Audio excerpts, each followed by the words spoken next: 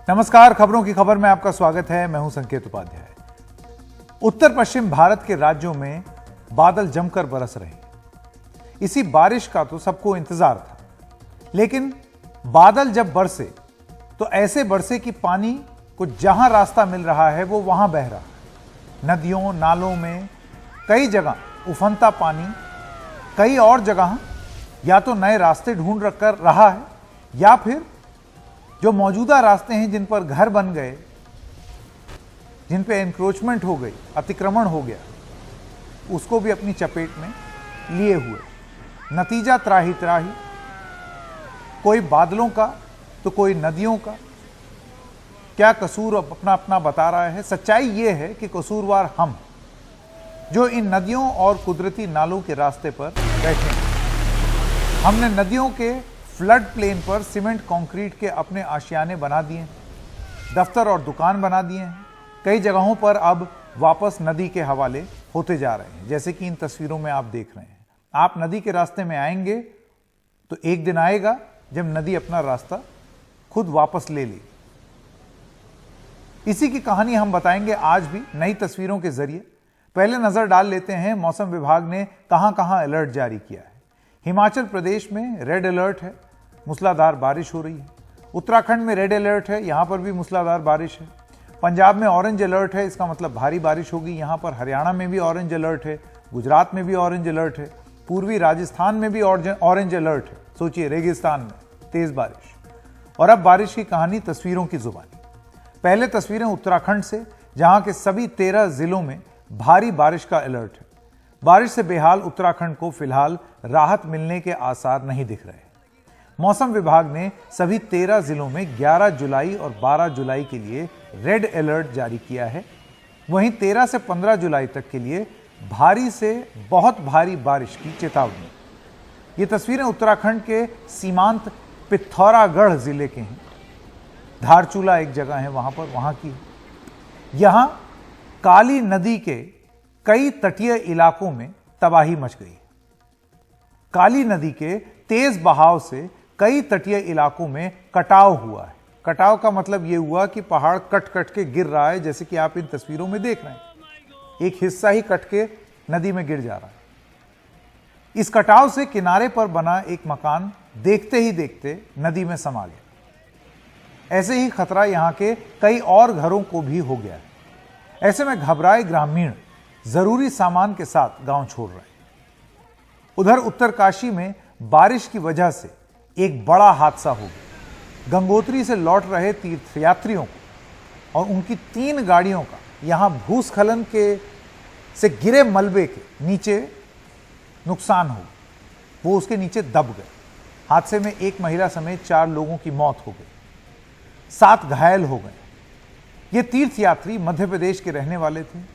जिस समय हादसा हुआ उस वक्त इन तीनों गाड़ियों में 30 यात्री सवार थे। उत्तराखंड में भारी बारिश के कारण कई सड़कों पर भूस्खलन के कारण बंद हैं। करीब 200 जगहों पर सड़कों पर आने जाने में बाधा पड़ी। उत्तराखंड सरकार ने 4 धाम यात्रा पर जा रहे यात्रियों को सलाह दी है कि वो मौसम विभाग से पूरी जानकारी हासिल करने के बाद ही यात्रा पर निकलें और रास्ते में पूरी सावधानी बरतें। और ये तस्वीर जो अब आप देखेंगे, ये चमोली जिले के सीमावर्ती इलाके वहां की हैं।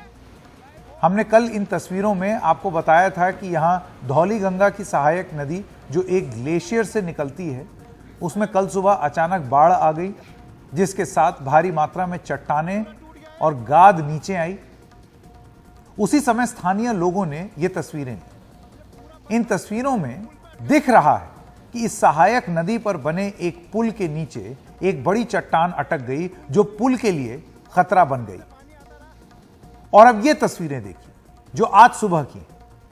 पुल पानी से बह चुका है।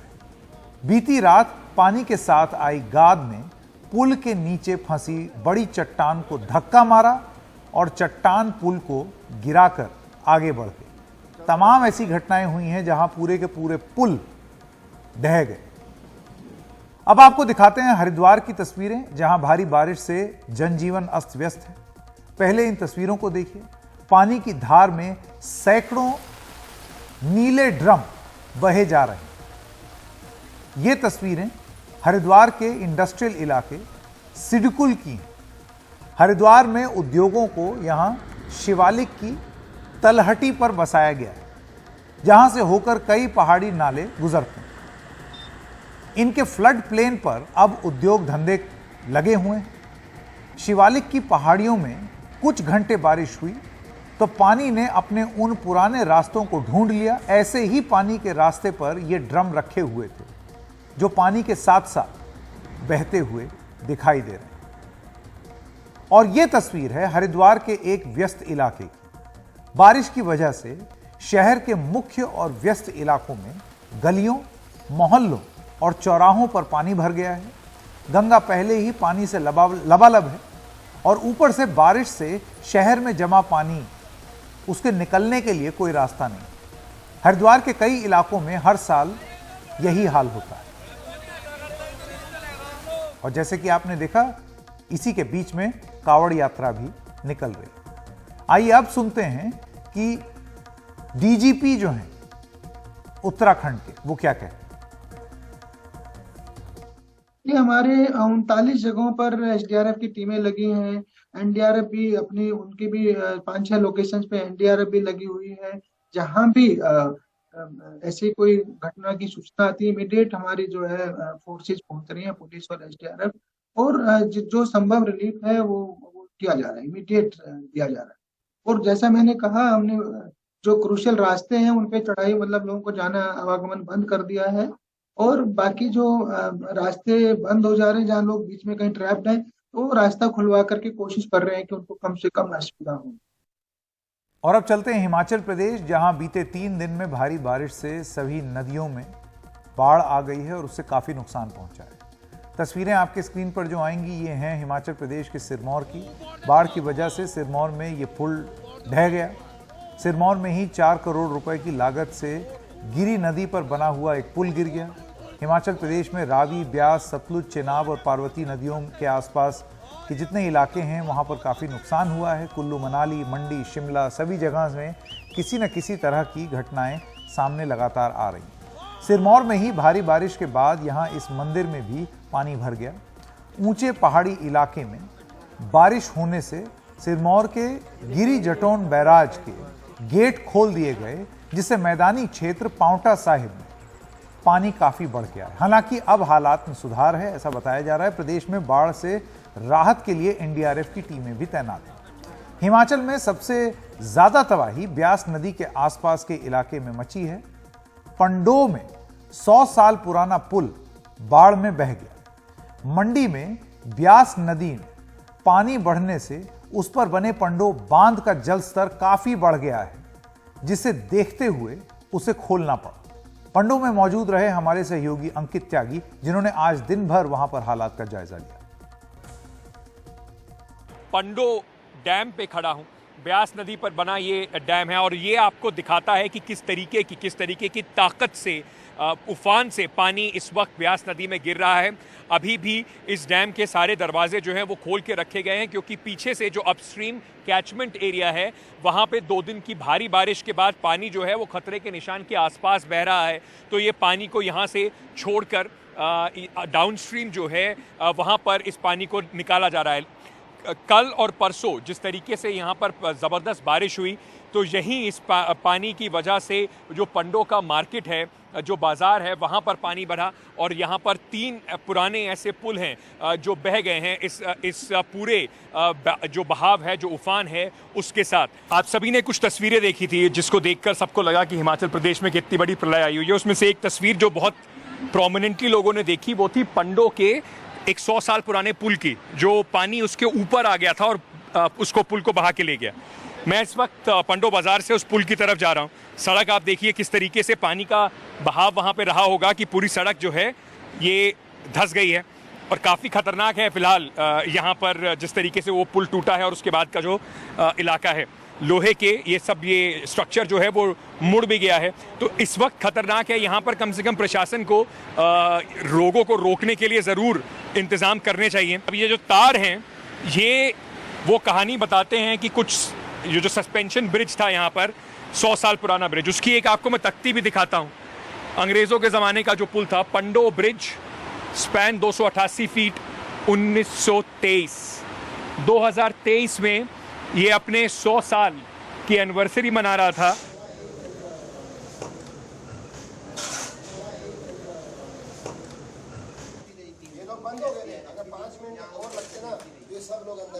ये आपका घर है? मेरा घर है, एक मिनट। हमारा ही घर है ये। और 9 फुट पानी आया हुआ था यहाँ पे, और मेरे पास टोटली लॉस हो गया मेरा पूरा, टोटली हमें एक दिन का तक भी निकालने को नहीं मिला, और टाइम ही नहीं दिया इन्होंने भी।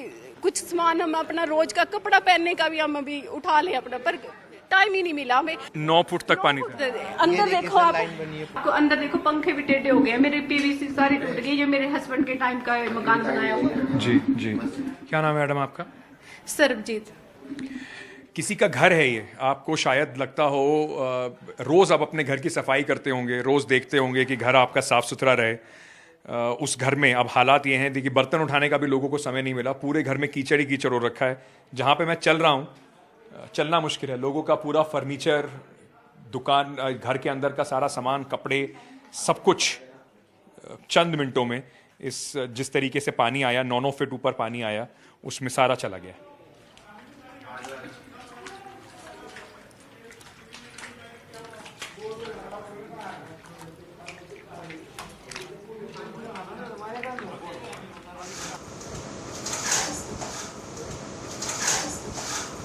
आप लोग क्यों यहाँ पर खड़े हुए मैडम, क्यों आप लोग प्रोटेस्ट कर रहे हैं अभी यहाँ? सर हम प्रशासन से मांग करें, 36 आवर हो गए, आज तक अभी तक हमारे को न खाने का न पीने का। जब प्रधान तक नहीं आया, प्रधान तक नहीं आया, सारा रुड़ गया, कार रुड़ गए, कुछ खाने नो 3 दिन हुए भूखे बैठे लोग, कोई नहीं पूछ रहा, सानू बात नहीं पूछ रहा, कोई क्या है क्या पड़े, वोट लड़ तो सारे आ जाते, वोट दो वोट दो वोट दो, वोट के तो देने से तो सब कुछ रुड़ गया, रोटी खाने नो भी नहीं पूछ रहा। ये समझाने के लिए आपको कि इस वक्त हम जहाँ खड़े हैं उसमें कितना नुकसान हुआ है, मैं आपको ज़रा ये वाटर टैंक दिखाता हूँ। ये जो वाटर टैंक है, ये ज़मीन पर वाटर टैंक था करीब 5 फीट की ऊंचाई पर ही। जो नॉर्मल ग्राउंड लेवल था यहाँ पर पंडो बाजार इलाके में, 5 फीट उसके ऊपर कम से कम हम खड़े हुए हैं। आप उधर देख रहे होंगे, ये जो बेंच लगी है, पार्क में अमूमन जो बेंच लगती है वो पूरी मिट्टी से दबी हुई है। तो करीब 3 से 5 फीट की ऊंचाई पर हम इस वक्त खड़े हुए हैं, उस मलबे के ऊपर जो पानी के साथ बहकर लोगों के घरों में घुसा। तो ये थी हिमाचल प्रदेश से अंकित त्यागी की रिपोर्ट। लेकिन आइए अब बात करते हैं दिल्ली की। उत्तराखंड और हिमाचल प्रदेश में जो भारी बारिश हुई है, भाई वो पानी लगातार नीचे आ रहा है। अब नीचे आएगा तो वो प्लेन्स में भी आएगा, और जहां जहां नदी बह रही है वहां पर उसका असर भी दिखेगा। यमुना में भी दिख रहा है, यहां पर जल स्तर खतरे के पार पहुंच गया है। आज सुबह यमुना का जल स्तर 206 मीटर से ऊपर है, जबकि खतरे का निशान 205.33 मीटर। इससे यमुना किनारे के रिहायशी इलाकों में पानी बढ़ गया। ज्यादा जानकारी दे रहे हैं हमारे सहयोगी परिमल। यमुना में पानी बढ़ने के बाद नदी किनारे के कई लोगों को सुरक्षित जगहों पर पहुंचाने की कोशिश। ऐसे करीब 7,000 लोगों को अस्थायी तौर पर दूसरी जगहों पर पहुंचा दिया गया है। पूर्वी दिल्ली में मयूर विहार के इस फ्लाईओवर के नीचे बीते 2 दिन से ऐसे ही कुछ लोग रह रहे हैं, लेकिन उन्हें बस यहाँ लाया गया है। खाने पीने, नहाने धोने की कोई व्यवस्था नहीं है। फिलहाल हम मयूर विहार इलाके में हैं, जहाँ पे आप देख सकते हैं कि कैसे लोग यहाँ पे रह रहे हैं अपने घरों से निकलकर, क्योंकि घरों में पानी है और यहाँ पर इनकी तकलीफ जो है वो फिलहाल बढ़ी हुई है। अम्मा कब आए यहाँ पर? 12 बजे रात को। हाँ, 12 बजे रात का आए। तो नहाना और कैसे हो रहा है? नहाने के नहीं मिल रहा है, ना पानी पीने के मिला। बस सुबह का 1 टैंकर पानी आया, बच्चा उतरे भूखे मर रहे सबके। खाना किस जैसे तैसे बना रहे हैं? खाना जैसे तैसे जिसके पास व्यवस्था हो बना रहा है, जिसके पास नहीं बनाने। और भी लोगों से बात करते, देखिए यहाँ पे तमाम रसोई का सामान नजर आएगा और यहाँ पर लोगों की तकलीफ जो है वो बढ़ी हुई है। कब से आप लोग, क्या क्या समस्याएं हैं यहाँ पर? सर सारी समस्याएं हैं यहाँ, नहीं भोजन पानी की व्यवस्था नहीं कुछ है। बच्चों देख ही रहे हो, ऐसे पड़े हम लोग। सरकार की तरफ से कोई सुविधा? वो क्या सुविधा, आप लोग देख ही रहे हो, हम लोग क्या बता सकते हैं। कोई आश्वासन आया देने के लिए? कोई नहीं आया सर। लिख के ले गए हैं, हाँ, लिख के ले गए 12 बजे खाना देंगे, 12 बजे रात से हम लोग बैठे। उधर यमुना के किनारे बसे इस यमुना बाजार इलाके के लोग अपना घर छोड़ने को तैयार नहीं हैं। वो भी तब जब यमुना का पानी इनके घरों में घुस चुका है। यहाँ करीब 1000 लोग अब भी रुके हुए हैं। हालांकि कुछ लोगों को लगता है कि अब उन्हें घर छोड़कर जाना ही होगा। इस वक्त हम यमुना बाजार में हैं, जहां पर यमुना का पानी लोगों के घरों में दाखिल हो गया है, घुस गया है। ये बिल्कुल यमुना नदी से सटा हुआ इलाका है। इतना पानी कब देखा था पहले? थोड़ा उधर घूम के बताइए। हमको तो साल हो गया, बताते हैं लोग कई साल पहले इतना आया था। 3 साल बाद इस तरीके का मंजर जो है यहाँ पे दिखा है। लोग यहाँ पर हैं, अधिकारी यहाँ पर पहुंचे हैं और ये घरों की स्थिति आप समझिए। और घाट भी आपको दिखाएंगे। ये बच्चे आपको घरों में दिखेंगे ऊपर छतों पे, और लोगों के घरों में यहाँ पे पानी है। कैसे कर रहे हैं बाबा यहाँ पर? खाना पीना कैसे चल रहा है? फिर घरों में तो पानी, खाना पीना सब बंद हो गया सर। खाना पीना कहाँ से मिलेगा? कुछ भी नहीं, खाना पीना पूरा घर में पानी। अब यहाँ के पानी भरा हुआ। अगर आप देखिए तो ऊपर भी देखिए, किसी सेफ जगह पे। ये एक रूम का कमरा है। एक रूम का है सर। क्या काम करते हैं आप? सर प्राइवेट नौकरी करता हूँ। प्राइवेट नौकरी करते हैं। घर में पूरा पानी दाखिल है। आगे भी आपको अगर चल के दिखाएं तो देखिए, भगवान है लेकिन फिलहाल भक्त नहीं है, क्योंकि मंदिर में भी पानी है। यहाँ पे आप देख सकते हैं, मंदिर आपको नजर आएगा और सब कुछ इन्हीं पर निर्भर भी करता है। दिल्ली बोट क्लब, MCD और यमुना फ्लड बोर्ड के कर्मचारी लोगों को निकालने में जुटे हैं। कल ही मुख्यमंत्री अरविंद केजरीवाल इन अधिकारियों से मिले और भारी बारिश से राहत के कामों का जायजा लिया। हरीश जी, कितने बोट का इंतजाम आपने कर रखा है अगर कोई उस तरह की स्थिति है? करीब 40 तो बोटें यमुना में उतारी हुई हैं और उसके बाद में 15-20 बोटें ऊपर स्टैंड बाई भी की हुई हैं। पूरा इंतजाम है। सब पे डाइवर्स दो एक बोट पे 2 डाइवर्स भी हैं। तो आंकड़े की कितने लोगों को शिफ्ट आपने करवाया होगा पूरे रिवर बेड इलाके में से?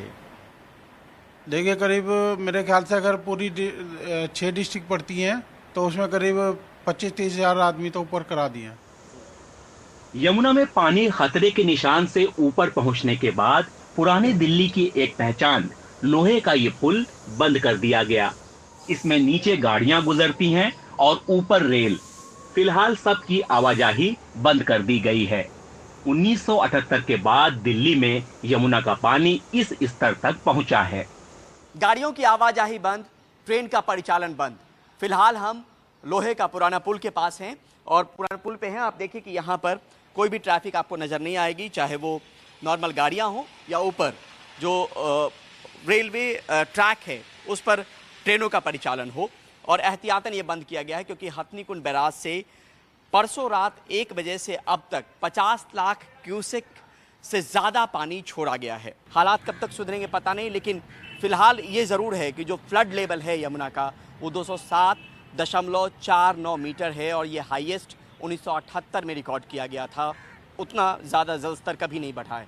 तो फिलहाल एक चुनौती है। चिंता उन लोगों के लिए जिन्होंने अपने घर बार छोड़े हैं, जो रिवर बेड के इलाके में रह रहे थे। चुनौती सरकार के सामने, वो किस तरीके से उन लोगों तक तमाम वो सुविधाएं पहुंचाती है जिनको फिलहाल उनको दरकार है।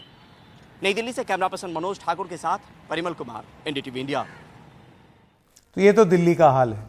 कल हमने आपको मोहाली, जीरकपुर और कई शहरों के हाल बताया था। सब पानी पानी थे। क्या शहरों के विकास की हमारी योजनाओं की यही असलियत है? क्या यह मान लिया जाए कि हम इतने ही काबिल हैं कि हर बार बारिश होगी, हर बार हम डूब जाएंगे? क्या हमने कभी अपने इतिहास से कोई सबक सीखा है? इस रिपोर्ट पर हल्की सी चर्चा करीब 4,500 साल पहले सिंधु घाटी सभ्यता की। हमारी सभ्यता लगता है उससे पीछे ही जा रही है।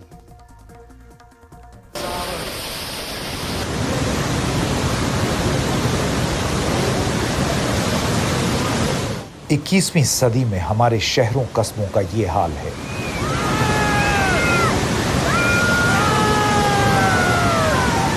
एक दो दिन की बारिश में जल प्रलय सा माहौल बन जाता है।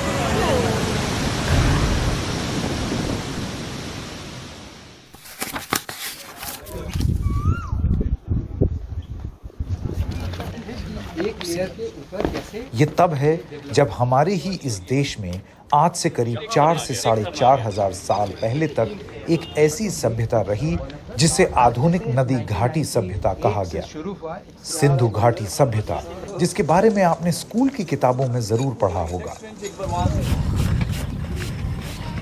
इसी के तहत हड़प्पा और मोहनजोदाड़ो, जो अब पाकिस्तान में आते हैं, इसके अलावा धौलावीरा, कालीबंगन, राखीगढ़ी और लोथल, जो भारत में हैं, वो शहर विकसित हुए।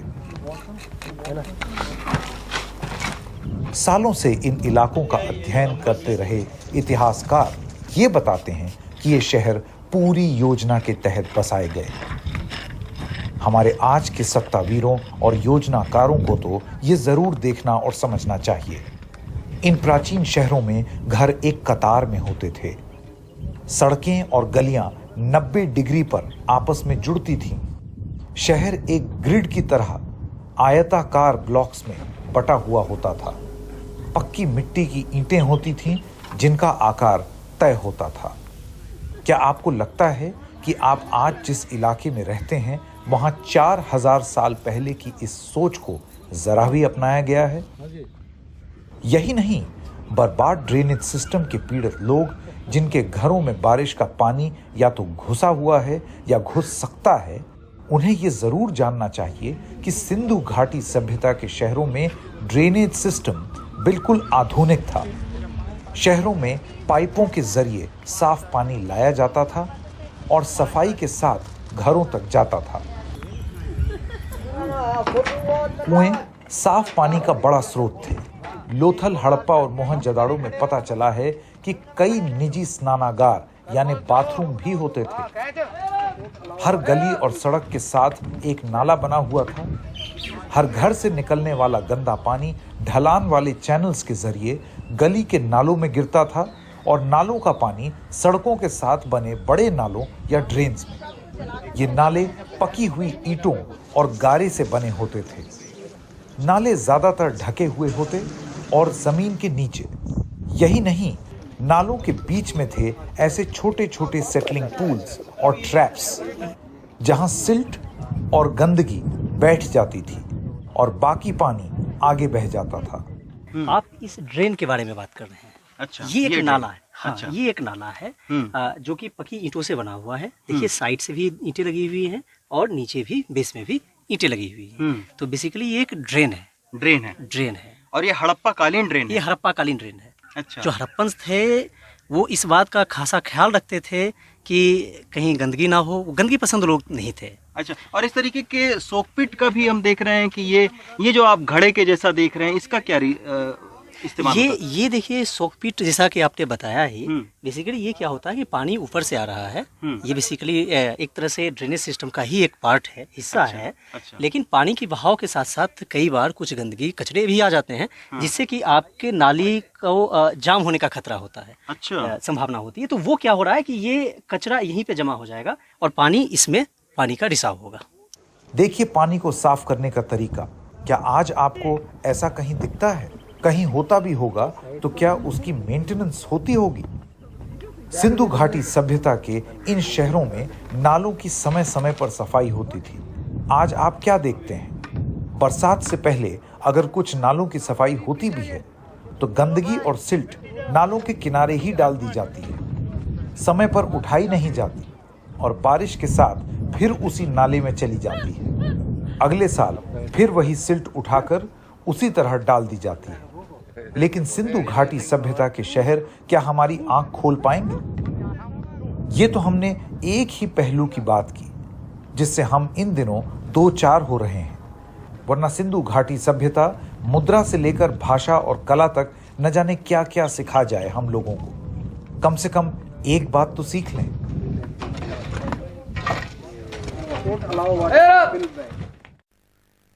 तो ये साफ है कि बरसात के मौसम में ये आफत कुदरत ने उतनी बड़ी नहीं की जितनी हमने अपनी करगुजारियों से की।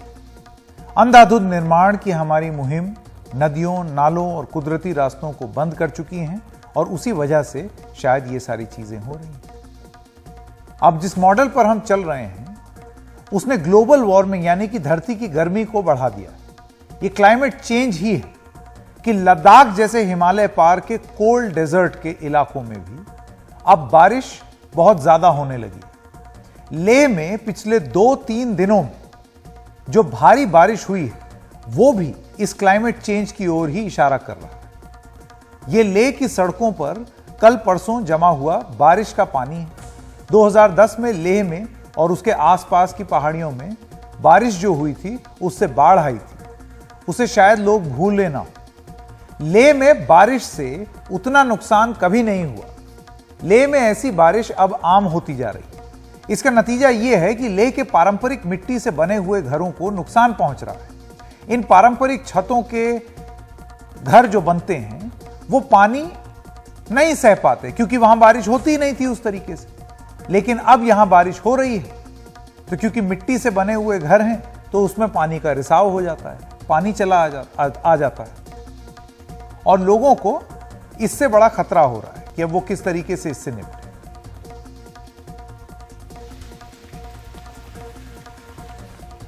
और आइए रुक करते हैं अब एक और महत्वपूर्ण मुद्दे पर। अब बात करते हैं जो हम देख रहे हैं अपने शहरों में। यह बता रहा है कि हमें सलीका सीखना है, जीने का, ड्राइविंग का। दिल्ली मेरठ एक्सप्रेसवे पर गलत दिशा से आ रही एक स्कूल बस के ड्राइवर की गलती से एक पूरा परिवार खत्म हो गया। सड़क हादसे में परिवार के 6 लोगों की मौत हो गई और 2 लोग अब भी जिंदगी और मौत के बीच झूल रहे हैं। रविश रंजन शुक्ला की रिपोर्ट। दिल्ली मेरठ एक्सप्रेसवे के ये सीसीटीवी फुटेज बताते हैं कि आमने सामने की ये टक्कर कितनी खतरनाक रही होगी।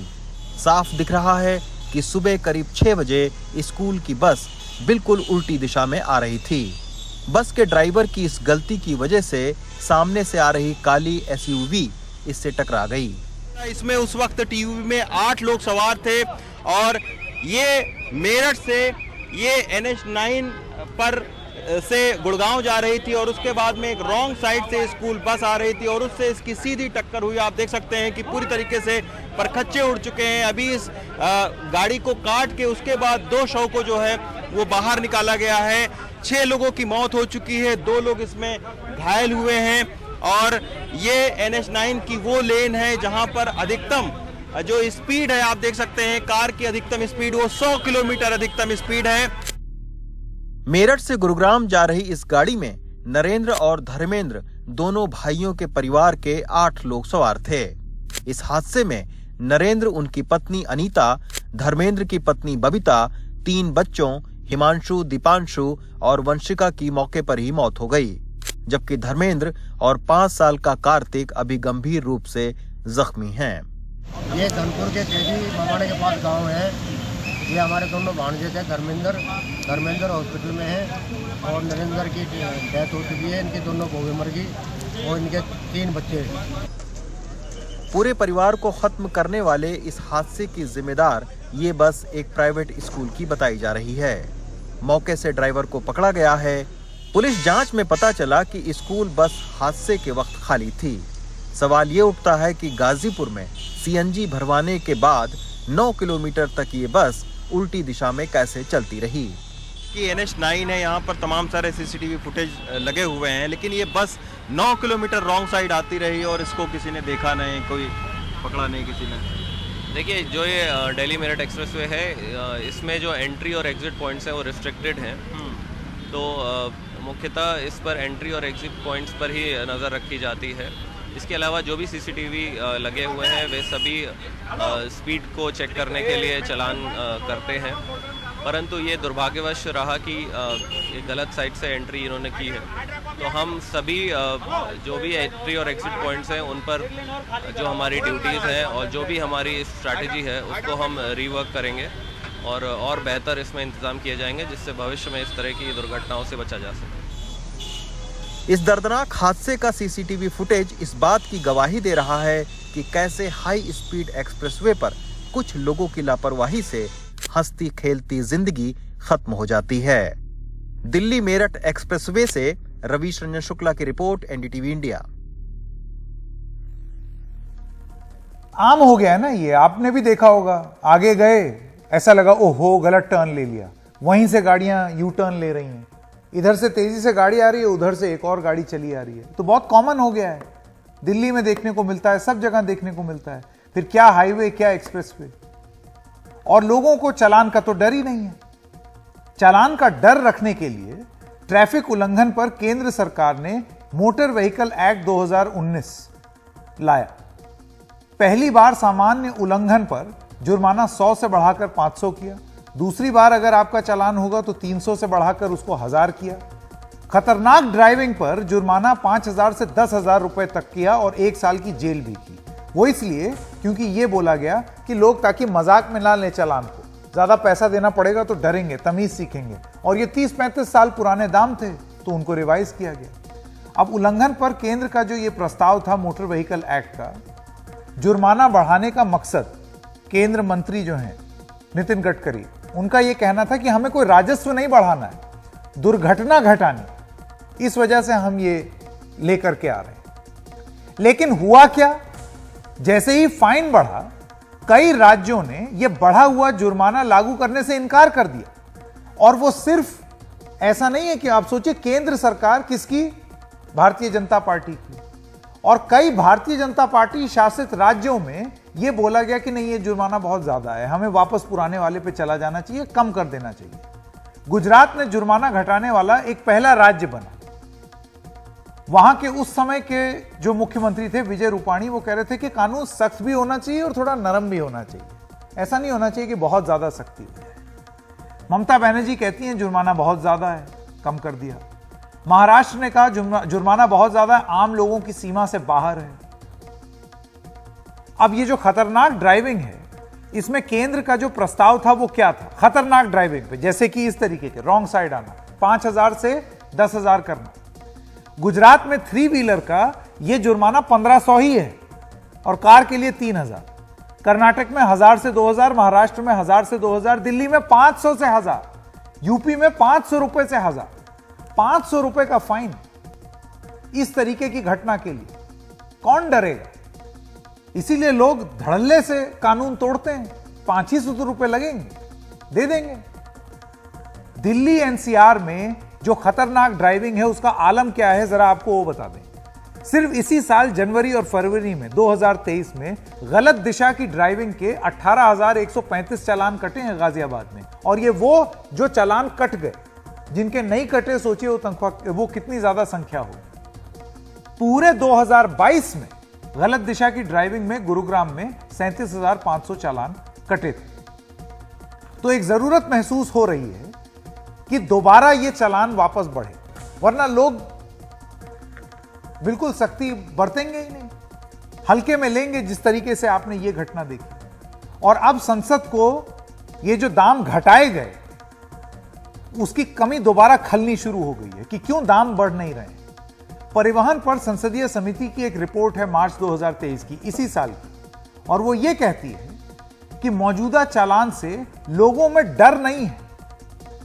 जब राज्यों ने मोटर व्हीकल एक्ट 2019 को कमजोर करना शुरू किया था तो हमने उस समय सड़क परिवहन मंत्री नितिन गडकरी से इस मुद्दे पर सवाल भी पूछे थे।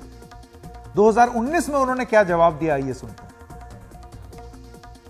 सजा किसी को फांसी पर लटकाने के लिए नहीं है, सजा इसलिए है, ये डर पैदा करने के लिए है कि ये गलत काम है, ये करो मत। इसके बारे में लोगों के मन में अवेयरनेस पैदा करके इससे दूर रहना चाहिए। आपको लगता है फाइन्स रेगुलरिटी से अगर हों तो भी इस चीज को अटैक किया जा सकता है? यूएसए में कोई आप इंडियंस वहां जा रहे हैं, कोई विदाउट लाइसेंस गाड़ी चलने की हिम्मत दिखाता है? यूके में जाके दिखाता है, कनाडा में जाके दिखाता है, वहां नहीं दिखाता। वहां जाके 3-3 महीने लोग ड्राइविंग स्कूल में जाते हैं, लाइसेंस लेते हैं। आप पूछो इंडियंस को, वहां करते। और हिंदुस्तान में बोलते कुछ नहीं होता। डेटरेंट का काम करता है ज्यादा से ज्यादा फाइन, लेकिन हमारे यहाँ पर इस चीज का एक मजाक बना दिया गया है स्टेट गवर्नमेंट के द्वारा कि किसी ने उसको कम कर दिया, किसी ने उसको माफ कर दिया। अभी आपने देखा होगा कि यूपी गवर्नमेंट ने सारे रोड फाइन पिछले 5 साल के माफ कर दिए। नंबर 1 वॉयलेशन हुआ, वॉयलेशन का चालान हुआ, और चालान होने के बाद जिन्होंने 5 साल तक पेमेंट नहीं की उन सभी के जो है ना वो रोड वॉयलेशन के फाइन माफ कर दिए गए। तो ये अगर सुंदर कमेटी रिपोर्ट जो एक वेबसाइट पर एक जो रिपोर्ट दी हुई है मोर्स की वेबसाइट पर, उसमें साफ लिखा हुआ है कि सबसे पहले एक पॉलिटिकल विल की जरूरत है जब तक पॉलिटिकल विल नहीं होगी तब तक ये काम रोड वायलेशन रोक ही नहीं सकते, और सबसे ज्यादा वायलेशन पॉलिटिकल क्लास करती है। इसके दूसरा मैं कहना चाहूंगा कि जो फाइन की जो आपने बात की, बिल्कुल सही बात की। जब 2019 में जब ये फाइन लागू किए गए थे तो हर जगह से न्यूज आती थी कि इतना फाइन हुआ, लोग वाग सहम गए, किसी का इतना फाइन हुआ कि उसकी स्कूटी ही की कीमत ही उतनी है। तो एक डर जो क्रिएट होना है, वो गडकरी साहब ने बिल्कुल सही बोला था कि जब डेटरेंट के रूप में हाई फाइन्स लगाए जाते तो उसका एक असर पड़ता है। तो क्या अब वक्त आ गया है कि लोगों में कानून का एक डर पैदा किया जाए कि अगर आप इस तरीके से उल्टी आड़ी टेढ़ी गाड़ी चलाएंगे तो इतना भारी चालान होगा कि गाड़ी से ज्यादा उसका दाम हो जाएगा। ये डर अगर नहीं होगा तो फिर हम अगले एक्सीडेंट का इंतजार करते हैं और क्या कर सकते हैं। और आइए अब आपको बताते हैं उन्हीं पहाड़ों की खबर जहां से हमने पहले आपको बताया कि कैसे वहां भारी बारिश की वजह से तबाही देखने को मिल रही है, लेकिन इसी सब के बीच श्रद्धालु भी वहां पर पहुंच रहे हैं। हमारी सहयोगी मानसी जोशी पहुंची हेमकुंड साहिब। इस समय मैं लगभग 15,000 फीट की ऊंचाई में हेमकुंड साहिब पर मौजूद हूं और यहां पर इस समय हजारों की संख्या में जो है श्रद्धालु दर्शन के लिए पहुंच रहे हैं। मैं आपको बता दूं, हेमकुंड साहिब के जो गुरुद्वारा है वो श्रद्धालुओं के लिए 20 मई को खोल दिया गया था और 10 अक्टूबर तक ये गुरुद्वारा श्रद्धालुओं के लिए खुला रहेगा। जो हेमकुंड साहिब के मैनेजर हैं गुरुद्वारा कमेटी के, उनके मुताबिक अब तक 1,30,000 श्रद्धालु यहाँ पहुँच चुके हैं और पिछले साल करीब 17 लाख श्रद्धालुओं ने यहाँ पर दर्शन किए थे। तेज बारिश है, जगह जगह लैंडस्लाइड्स की स्थिति भी पैदा हो रही है, लेकिन उसके बाद भी यहाँ श्रद्धालु आ रहे हैं, दर्शन कर रहे हैं। ये मेरे पीछे, ठीक पीछे आप देखिए, ये हेमकुंड साहिब गुरुद्वारा है जो कि 7 पहाड़ों से ढका हुआ है, जिसे सप्त ऋषि का नाम भी दिया जाता है। इसके आसपास 7 चोटियां हैं और उसके बीच में जो है ये गुरुद्वारा स्थित है। और मैं आपको बताऊं, ये 15,000 फीट की ऊंचाई में स्थित ये गुरुद्वारा है और यहाँ पर काफी सारे जो श्रद्धालु हैं वो इस समय दर्शन के लिए पहुंचे। इस समय मैं चमोली जिले में स्थित घाघरिया नाम की एक जगह में हूँ। घाघरिया एक ऐसा स्पॉट है जहाँ पर हेमकुंड यात्री जो है वो विश्राम के लिए रुक सकते हैं या फिर यहाँ पे स्टे कर सकते हैं अगर वो ट्रैक करते हुए आते हैं। और यही रास्ता जो है वो हेमकुंड साहिब की तरफ जाता है, जो मेरे ठीक पीछे आप रास्ता देख रहे हैं, और यही रास्ता फूलों की घाटी की तरफ भी जाता है। पिछले 3 दिन से लगातार भारी बारिश है, चमोली जिले में भी भारी बारिश है, जगह जगह लैंडस्लाइड्स की स्थिति देखी जा रही है। उत्तरकाशी जिला, अल्मोड़ा जिला, हर जगह भारी बारिश हो रही है। लेकिन इससे कहीं ना कहीं यात्रा में फर्क तो पड़ा है, पर श्रद्धालु फिर भी जो है यात्रा की तरफ बढ़ रहे हैं। श्रद्धालुओं को परेशानियों का सामना भी करना पड़ा है, जैसे जल स्तर जो है, पानी का जो जल स्तर है, जो नदियों का जो जल स्तर है वो बढ़ गया है काफी ज्यादा। झरनों में पानी जो है, झरनों का बहाव जो है वो भी काफी ज्यादा तेज हो गया है और ये बारिश जो है वो लगातार जारी है। आज रेड अलर्ट है उत्तराखंड में। अब देखने वाली बात ये होगी कि यात्रियों को इससे कितनी परेशानी होती है या यात्री किस तरह से अपना यात्रा जो है वो कंटिन्यू रखते हैं। 4 धाम यात्रा भी लगातार जारी है उत्तराखंड में और प्रभावित भी है काफी ज्यादा इलाके। उत्तरकाशी में लैंडस्लाइड्स हुई हैं, इसके अलावा पिथौरागढ़ में लैंडस्लाइड्स हुई हैं और यहाँ भी लगातार जो है वो बारिश जारी है। पर देखने वाली बात होगी कि कब बारिश रुकती है, किस तरह से ये रेड अलर्ट कब तक जारी रहता है। और खबरों की खबर में इतना ही। नमस्कार।